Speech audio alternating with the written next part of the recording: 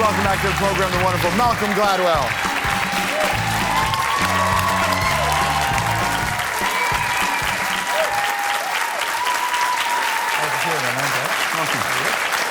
How are you? I'm very well. I love this concept, dude, of paradigm shift for people, what you perceive as a disadvantage and making it an advantage. When did you first become interested in that? Well, I met a couple years ago, I met this software mogul. He's from India, and he told me the story about coaching his 12-year-old daughter's basketball team, and how he'd never seen a basketball game before, so he started doing his research, and he was totally baffled by how Americans play basketball. And he didn't understand why... We're baffled by how Toronto team plays basketball. Yes, I know. Canadians are very familiar with this bafflement, but he was in America, and so he didn't understand why people would... Why one team, after they scored, would always run back to their own end and wait for the other team to bring the ball up. He didn't understand why you didn't play full court press all the time, every inch of the court, particularly if you were bad, because if you were bad, why would you let the good team do the thing that made them good, which is pass? And his team was bad. They were terrible. And so he said to his girls, look, it's pointless for us to for me to try and teach you to shoot or dribble or pass, because I don't know how to do that, and you're terrible. But we can... It's quality parenting, Malcolm. No, he was totally genius. He was like, but you know what we can do? We can just play this maniacal defense. And so he just taught them to do this for the entire game. And they went all the way to the national championships, winning games by scores like 6-0. Because the other team, it turns out, can't bring the ball up at all if you do that. If you're... And I just loved this. He told me the story. He's this little, skinny, brilliant Indian guy who, he's into cricket. He has no understanding of... But what I loved was his notion that just because his team was terrible, which they were, I interviewed a lot of the girls on the team, he's like, why should we give up? Why do we have to roll over? Why can't we just fight back and just play the game in a different way? But also, we can win. Oh, we can win. We can win. Yeah. No, that was his whole... By the way, he then went on to buy the Sacramento Kings. Right. He was so interested... Have you seen the way the Sacramento Kings play? Well, you just wait. You just bought them. That's so right. You got to give them a little time. Can you imagine that? It'd be just tenacious D and no points. But that's so interesting, because most people who don't... I mean, like, a lot of people don't feel exceptional at what they do for a living. The statistics bear out that most people don't love what they do, in their daily lives, because most people feel like they can't get there. So in a sense, is that an inspiration, like you're writing for them? I am. I mean, this book is supposed to be... What I'm trying to get people to understand is that our conventional notions of disadvantage and advantage aren't accurate, that we've called lots of things disadvantages, when in fact it's more complicated than that. And so the reason I started with that story, and also I retell the story of David and Goliath to start the book, because if you look at the story closely, everything you think was a disadvantage about David actually isn't. And Goliath is not what he looks like. He looks like this indomitable giant. In fact, he probably had a medical condition called acromegaly, which is, this is sort of a side thing. You're bringing medicine in the Bible, dude. What are you doing? No, it is hilarious, because the minute you start digging into these things, you discover these little pockets have been arguing about these things for years. For 50 years, endocrinologists have been arguing about whether Goliath had a tumor on his pituitary gland, and which would explain his height, because when you have a tumor on your pituitary gland, you overproduce human growth hormone, and you get really... Andre the Giant had this condition. 7'4", a beast. 7'4". Yeah. But one of the side effects is that it can constrict your optic nerves and leave you largely with very, very limited eyesight. So one of the explanations for why Goliath behaves so strangely and why he doesn't perceive that David is not intending to fight him. I mean, David comes down the mountain, and he's got no sword and no armor. He clearly is not intending to fight a sword fight, and Goliath just sits there like he's oblivious. Yeah. Well, the answer is maybe he can only see this far, right? So it changes everything, and you realize, wait a minute, the giant is weighed down by 100 pounds of armor and can't see anything. Right. He's like this, right? So anyway, I do more with that story, but it's all about this, trying to get people to take a step back and understand that we can give up because we have these, or feel powerless because we have these empty definitions or flawed definitions of advantage. Feel like you walk into the room and people go, uh-oh, here comes the smart ass. He's ready to come after us now?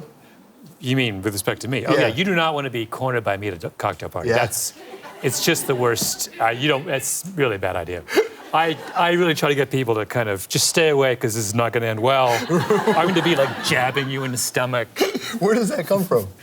This? Yeah, that thing in you. I don't know. I mean, I'm exaggerating. Yeah, I'm actually I'm largely actually totally misanthropic. I don't even like talking to people. Yeah. Well, listen, you're quite good at it, so your second language is working. Where does it come from? I mean, listen, I grew up in small town Ontario. I now live in New York. I have a massive chip on my shoulder, the best kind of chip. A chip is a terrible thing to waste. You should, you have to kind of... I heard that you and your buddy, Terry, said that the best way to be punk rock and to be a rebel as a kid in Canada at the time was to be conservative. Yeah, no, so my mother very artfully had foreclosed every avenue of rebellion. There's nothing I can do to possibly rebel except to become a Reaganite, which I briefly did in my. I had a photograph of Ronald Reagan on my wall for about 3 months in college until I realized this is the worst idea in the world. I am essentially making myself into a pariah, so I took it down. Your books are kind of weirdly self-help books in that there are the CEO types who write their books and the Habits for Successful People and the Lee Iacocca's, and then there's the more spiritual-based stuff. And then there's this middle group of people who are like, hey, how do I get through this? Yeah. And enter you. The moment you're in that space at all, then the backlash happens. You get backlash before your books come out, even on the concept. How do you feel about that? Well, I mean, I'm flattered, No, but does it suck at any level? It's like... Well, am I upset that 100% of humanity doesn't love me? Of course. I mean, we all want unconditional love.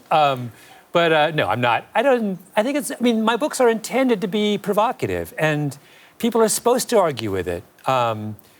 Sometimes those arguments get a little personal, but that's par for the course. I had a hilarious experience. Someone wrote this really mean thing about me in the Columbia Journalism Review. So I was like, it was kind of weird. So I emailed the writer. What did they write? Just an article about, blah, blah, blah. David and Goliath, this terrible book. Blah. But it was weird. So I emailed the woman who wrote it. I was like, have you read David and Goliath? And she emails back, actually, I haven't read it, but I've read some of your other work, is how she said. Yeah. And I was like, well, okay, that's one form of backlash where you don't even bother. There's like, she's not in the back, if your backlash means that you've gone somewhere and come back, she hasn't even gone there yet. Right, yeah. It's pre-lash. Well, it's pre-lash. There's a whole, it's pre-lash, you're right. Malcolm Gladwell, victim of pre-lash. I was thinking about you in that context. Have you ever been in public and overheard people going on about your stuff and offering opinions? Yeah, I have actually. Yeah? And what's that like? You can't jump in. It's too weird to jump in. I once was on a train and these two people behind me spent the entire time arguing about something that I'd written. It was quite fascinating. And one, I obviously sided with one party. And part of me really, really wanted just to kind of go over the seat and just like stick my head right down and say, but no, it's two. No, you can't do that to somebody. Dude, that would be amazing. What are you talking about? No. How are their debating skills? Well, the other thing you realize is how people get stuff wrong. It's actually one of the things I learned as a journalist. The first lesson you learn in journalism, and it takes about a year, is that most of the things that most people think, including yourself, are not correct, right? You just learn that, it's just, people just remember stuff wrong. They don't mean to, but you remember stuff wrong. It's why journalists have to double and triple check, because you'll write something down and it's inaccurate. Ask about their debating skills, because look at that picture. Oh, my goodness. Whoa. So there you are, chilling out. That's, in case anyone's wondering who that is, that's me.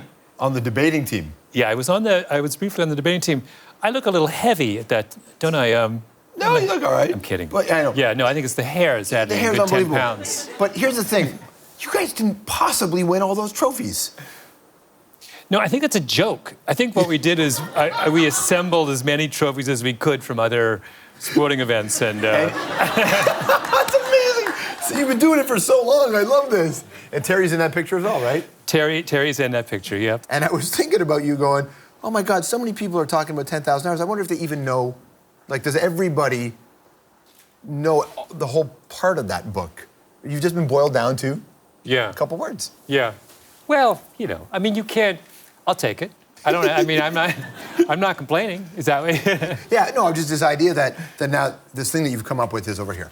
Yeah, yeah. No, that happens. I mean, when you write a book, you no longer own it, right? I mean, your readers own it. They're allowed to do with it whatever they want to do with it. That's sort of one of the lovely things about writing books is you're kind of giving gifts to your readers. All right, anthropology time. I'm going to give you a hypothetical situation.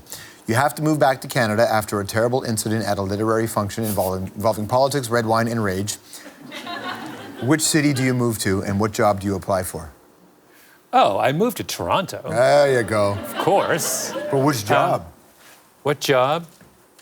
Oh dear, that's such a difficult job. Well, you know whose job I want is, but I wouldn't be nearly as good as her. Eleanor Wachtel's job at CBC.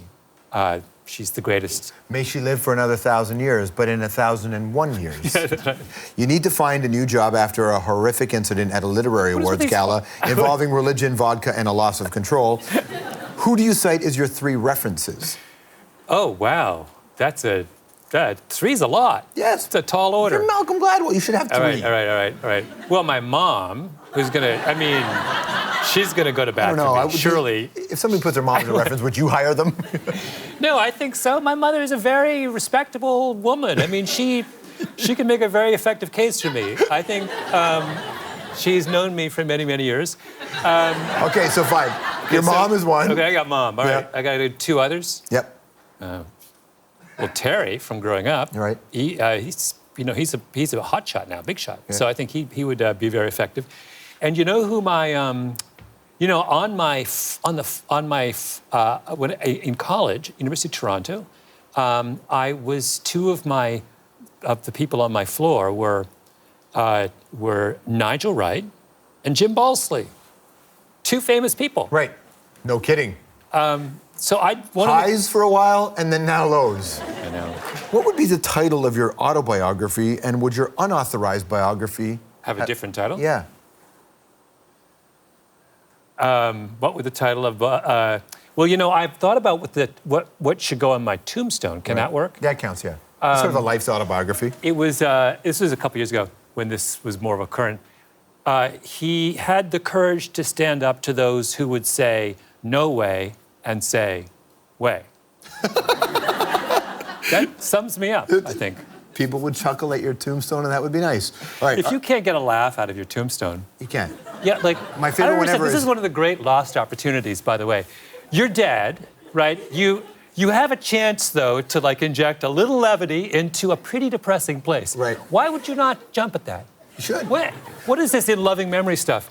No. Yeah, dude, I went by to Mel Blanc's tombstone in California, which is the voice of all those cartoons, and his tombstone literally says, "That's all, folks." Oh, that's great. Yeah, that's great. There's a man after my own heart. That's all, folks. No, my favorite tombstone joke I always heard about was the guy's tombstone read. It's not like you don't have time to think it through, right? To plan it out.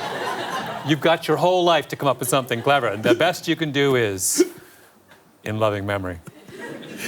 Who are the following people? Are they more a David or a Goliath? Miley Cyrus. Oh dear, does she have to fall into either one of those categories? Can we come up with a new one? We could. Warren Buffett. Oh, I mean, if you've got $50 billion, it's really hard to call you a David, isn't it? I mean, so. Yet weirdly, Bill Gates seems to be able to be the David, doesn't he? By doing such Well, Bill, cool you know, work. I've said before that Steve Jobs will be forgotten in 10 years, and Bill Gates will have statues of himself around the world in 100 years. You think that? Absolutely, because he's doing something extraordinary, which is he took this enormous pile of cash that he made, and he said, I'm going to give it away. And not only am I going to give it away, I'm going to give it away in the most intelligent way I can. And I'm going to tackle some of the biggest problems known to man. The man, I honestly believe, he is going to be one of the signature figures of our generation. What's so cool about the Bill Gates statues is it will be statues of Bill and Melinda. Right? It will be this beautiful partnership of a family showing how they can care for other families. With the big glasses. Yeah, that's totally. The right thing. You know, big, heroic marble statue of a guy with, like, a little skinny guy with glasses. It's going to be fantastic. Do people ever come up to you and go, let me tell you something, I put in 20,000 hours and it hasn't happened? It happens all the time. Does it all the time? Yeah. No, and I just say, I sort of shrug and ask them if they want their money back. What a pleasure. Book is called David and Goliath, Underdogs, Misfits, and the Art of Battling Giants. Malcolm Gladwell, everybody.